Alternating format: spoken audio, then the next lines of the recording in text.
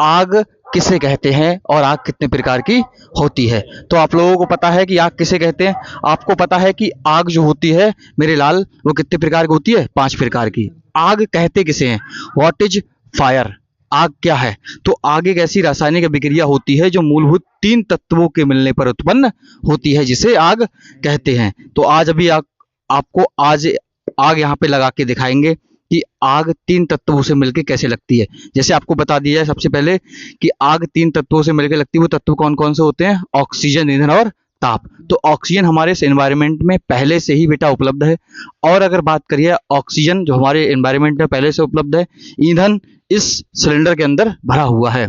और हीट की अगर बात करी जाए तो हीट के लिए हम माचिस का प्रयोग करेंगे या फिर किसका प्रयोग करेंगे, लाइटर का। क्या का प्रयोग करेंगे, लाइटर का। माचिस का प्रयोग करेंगे या फिर लाइटर का प्रयोग करेंगे। उठा लो एक बंदा जाके, माचिस को उठा लो। और अभी हम आपको लगा के दिखाते हैं आग। तो आग जो होती है वो कितनी चीजों से मिलके लगती है। चलो यहाँ पे नॉर्मली देखेंगे, देखो और आग को जलने के लिए 3 चीजों की आवश्यकता होती है, ऑक्सीजन, ईंधन और ताप। तो ऑक्सीजन हमारे ऑलरेडी एनवायरनमेंट में है, ऑक्सीजन, ईंधन हमारा ये रहा और ये है ताप।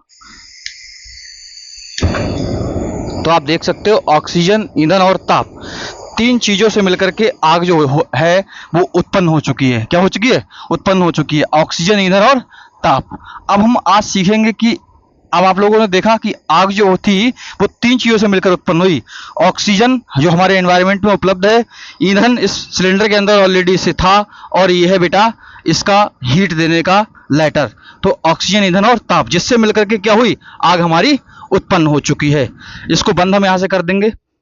आज हम लोगों ने इतना सीख लिया। तो आग हमारी कितने प्रकार की होती है बेटा, अब आगे अगर बात करिए तो आग होती है 5 प्रकार की। कितने प्रकार की, 5 प्रकार की। तो आग हम लोगों ने देखा था कि 5 प्रकार की होती है। कौन कौन सी, class A, class B, class C, class D, के और एफ लास्ट में क्लास हमारी जो होती है 5वीं। तो मेरे प्यारे दोस्त ध्यान रखना, क्लास ए में आती है ऑर्डिनरी फायर, लकड़ी, पेपर, प्लास्टिक, जो पेपर है, प्लास्टिक है, कपड़ा है, इसमें आती है क्लास ए की फायर। क्लास बी की फायर क्या होती है, ऑयल फायर, जैसे डीजल, पेट्रोल, कैरोसिन, थिनर, थेकर, मिट्टी का तेल, पेट्रोल आदि।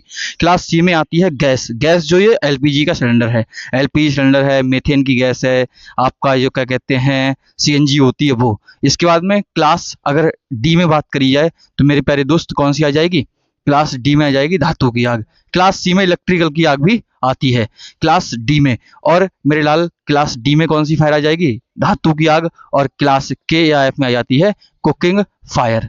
तो आज हम लोगों ने देख लिया कि आग जो थी वो कितने तरीकों से मिलके यहाँ पे लगी थी। तो आपको पता है कि आग 3 चीजों से मिलकर उत्पन्न होती है। अभी हमने आपको करके दिखाया कि आग कितने तरीकों से मिलकर उत्पन्न हुई है।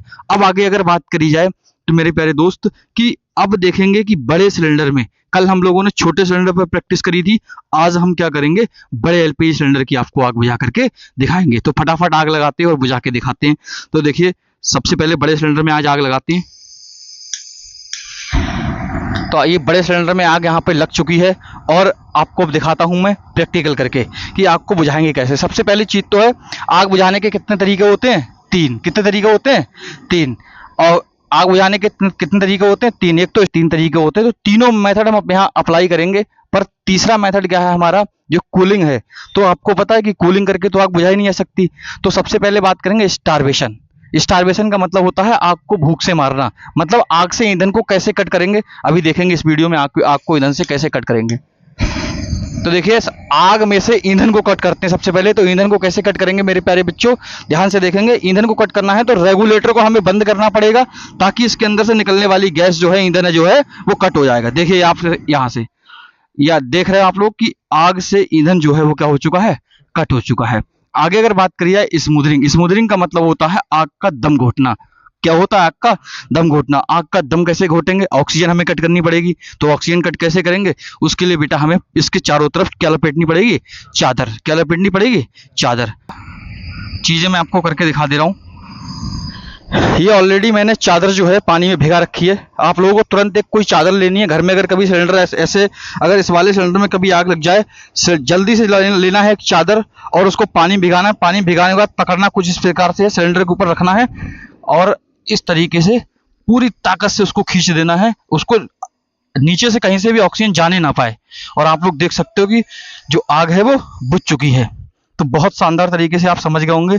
लास्ट मेथड हमारा रह गया है कौन सा, आग के ऊपर भाई पानी को डालकर आग को बुझाना, उसको कहते हैं कूलिंग मेथड। अब हम पानी डाल के दिखाते हैं आपको, पानी डाल के दिखाएंगे और शायद ही बहुत मुश्किल है बुझ जाए आग। बुझेगी नहीं क्योंकि सिलेंडर में पानी डालने से कुछ होता है नहीं।